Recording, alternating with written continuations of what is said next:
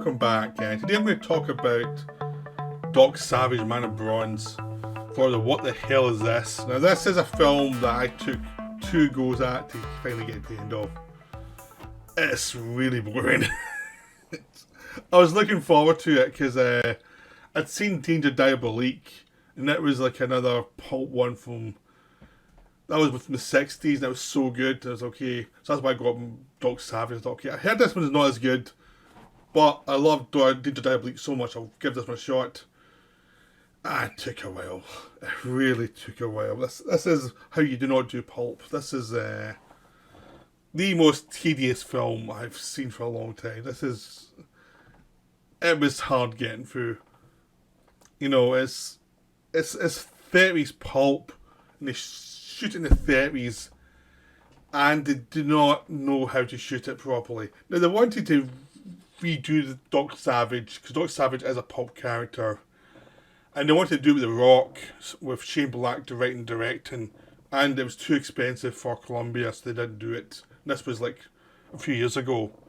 So instead we got Shane Black go over to Predator, and not having the greatest of times. So instead of having a Doc Savage movie with The Rock, we got a Predator movie that didn't really work. That's Hollywood for you. And no matter what they did, it would have been better than this film. Because this film is bad. I mean, it stars Ron Eli, who was Tarzan on the Tarzan TV show. And because he was Tarzan, they make sure he's lots and lots and lots and lots of shirtless scenes. So he may as well be playing Tarzan. He's got a bunch of sidekicks who are all eccentric characters, who are all like cliches from pulp magazines. And it was obvious these characters in pulp magazines were probably the supporting characters for Doc Savage, and you would highlight one character in one story, one character in another story, in a different things, because they're all one's a snobbish lawyer, one's a brute, one's like an engineer. So each one had a skill set that they could use. It would help Doc Savage in his adventure, and Doc Savage is a genius guy. But here, because this is one film, they all have to be there, and they all have to get a screen time, and it just means you're getting every scene 4 times, which is really boring to watch. And that becomes a real problem in the first half of the film. The second half gets better as you're used to them at that point, and you don't have to keep on repeating stuff all the time. But the first half, it's like, you're getting the same scene again, and again, and again, and it's like, just don't give me those scenes all the time. And it slows down the narrative always, because you have an action thing where you've got this guy trying to set up Doc Savage and try and kill him, assassinate him. But you have to have 4 different reactions and 4 different ways to do the chase, to highlight all these characters' skills, and it slows the pace down, and the pace is pretty bad to start with, because every character's so broad, and every scene lasts double the amount of time it should last to get the point of the character across. And they're introduced again and again. So your introduction to voiceover, then your introduction in the scenes with Doc Savage, then your introductions again through the action scenes, and it's like you're just getting these things again. Just as I'm telling you this again. That's what it feels like. So it means when Doc Savage is actually doing the chase scene, it feels like it's guest starring Doc Savage in his own film. And Doc Savage is a pretty boring character in this film, because Ron Eli is a TV actor, and he does not project the charm you need for this character. He doesn't feel really intelligent. He doesn't feel really, like he's unbeatable. He just feels like a actor from TV doing punches. And the film's shot as a TV movie with a lot of money. But all the villains are very TV-like. They're very much one characteristic, and then they'll die for that characteristic. You have a tribesman from South America try to kill Doc Savage over the, over like the New York skyline, which makes you think of Predator 2 in LA with Predator hunting Danny Glover, but that did it so much better. This one, it just feels like, it feels similar in the sense of all these high buildings and character having to scale these high buildings, but it's without any tension, because you're coming back to these other characters as they follow the fight. So the fight doesn't have a chance to be exciting. And then there's a scene where they're trying to take off and the plane blows up and turns out that was a decoy plane. And it's like, you don't need that. That's just boring. You don't need that for storytelling. You've already established it's dangerous. They've already tried to kill the character. You don't need another threat. And again, it was done boringly.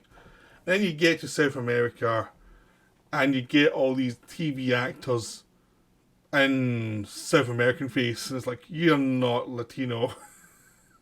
Why all this makeup? What's going on here? This is so bad. It's that 70s thing of nobody knowing doing these stereotypes is embarrassing.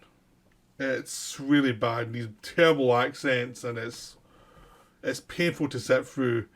And of course, the mystery is easily solvable, but it takes them forever to solve it.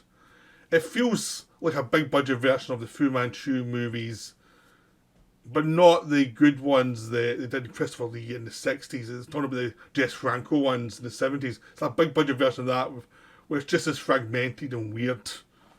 And it's just as badly written and just odd. It's just an odd film. So eventually beyond that, you go to into the outback of South America and find these famed tribes who have access to gold everywhere, and the villains are trying to get the gold and use it to make themselves rich, and Doc Savage had to stop them, and everyone gets caught apart from Doc Savage, and they think, oh, Doc Savage won't be able to do anything, and they don't seem to worry about him. He's just the hero of the film, and it's like, maybe you should be worrying a little bit about the lead character. The whole film is just so bored with itself that it can't be bored even trying to suggest some threat. Like, each time they go somewhere else, it's like, yeah, we're going here. And even when I'm talking about it, I'm pretty bored talking about it, because it's like, there's no get up and go about this film. I mean, I've talked about When Dinosaurs Ruled the Earth recently, which had a dumb plot, just as dumb as this film, but the direction was so good, it didn't get up and go, so you always felt that everything meant something, even though it was silly. This one, nothing means anything. This is like just tedious. I mean, another film I'd suggest it's like is Congo, the one from the 90s. But Congo was a lot more fun than this. Congo was campy, silly. This is just dull. It's try to be campy. It's over the top, and every actor's overdoing it. But they're overdoing it in a TV movie kind of way, where you're overdoing it, but you haven't had an actor who can really chew the scenery. You've had actors who can just go, yeah, I'll do a little bit. I'll do a bit for a TV screen, but it's not up to the stuff of a movie. Like, one of the actors is a decent actor who was in Die Hard and all these other movies later.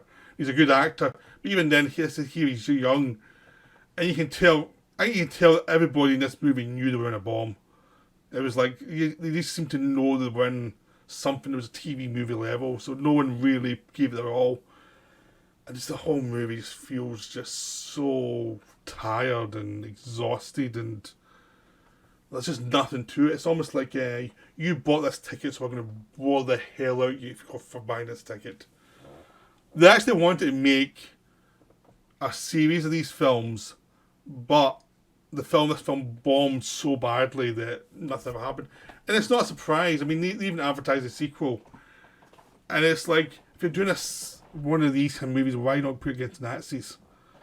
And then we saw Raiders of the Lost Ark come out like 5-6 years later, and did all of this right. And it's almost like this film was almost a warning how not to do it. Do not make everyone campy. Do not actually pace it up to be a modern movie. Do not assume that everyone knows everything about historical fact when they don't. And don't have obscure clues to stuff that aren't really payoffs. They're just a lot of business. When you have a payoff, it should actually feel it means something. This film, no clue leads to anything satisfying. It just leads to more business. There's a whole scene in a boat where they're all fighting the villains, and the villain just reveals himself because it's a time for film to reveal himself. Why is he revealing himself? Because. Everything here is because. Why does this happen? Because we just want it to happen. Is there a clever reason for it to happen? Nah. We don't do clever. Not in this film. We spend money, but we don't do clever. So the whole film has just got a blah feel to it, just like, ugh. So this is one of those films where I'm warning you against watching it. Do not watch this film. You will hate yourself. Do not make my mistake. It's really bad. It's really bad because it's really boring. That's the ultimate insult I can have for a film, is boring. And this film is boring. This film is so tedious. So I hope you enjoyed this video. I hope I didn't bore you too much with how boring this boring film is. But it is avoid this film type of thing. Okay, so I'll be back soon with some more videos, but that's me for now. Right, bye.